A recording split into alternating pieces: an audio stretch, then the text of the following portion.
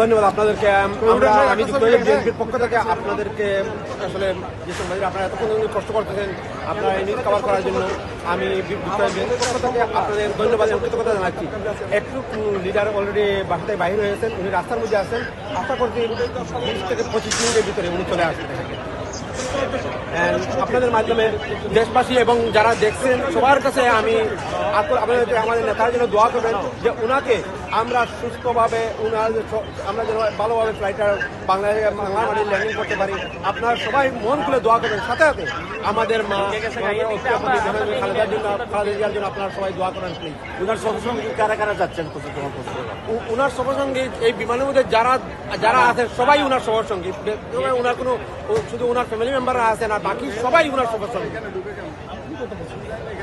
আমি 12 বছর করে যাচ্ছি, খুবই ভালো লাগতেছে। 5 তারিখের পরে আমি যাই না, এই জন্যই সবসময় বক্তব্য আমরা দিয়েছি লিডারকে সাথে নিয়ে বাংলাদেশে যাবো।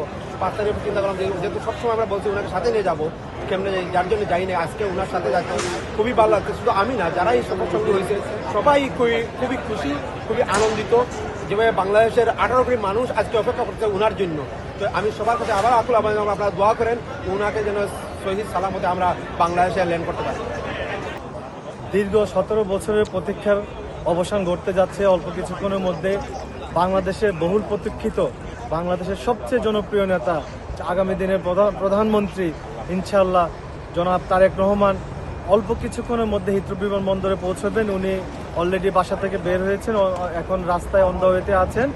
অল্প কিছুক্ষণের মধ্যে উনি হিথ্রো বিমানবন্দরে পৌঁছবেন এবং আগামীকালকে আপনারা জানেন আগামীকালকে 12টার সময় বাংলাদেশে ঢাকার এই বিমানবন্দরে গিয়ে পৌঁছবেন এবং বাংলাদেশের দীর্ঘ 17 বছরের প্রতীক্ষার অবসান হবে এবং ইনশাআল্লাহ বাংলাদেশের জনগণের জন্য যিনি গত 17 বছর কষ্ট করে দীর্ঘ নির্বাসনে ছিলেন, তার সেই প্রতীক্ষার মাধ্যমে তিনি বাংলাদেশের জনগণের পাশে দাঁড়াবেন এবং বাংলাদেশের মানুষের জন্য কাজ করবেন এবং বাংলাদেশের ভাগ্য উন্নয়নে, বাংলাদেশের জনগণের ভাগ্য পরিবর্তনে, যে নতুন বাংলাদেশ বিনির্মাণের যে ছাত্র জনতার মাধ্যমে যে নতুন বাংলাদেশ আমরা পেয়েছি, সেই নতুন বাংলাদেশে তিনি নেতৃত্ব দেবেন সে আশাবাদ ব্যক্ত করছেন।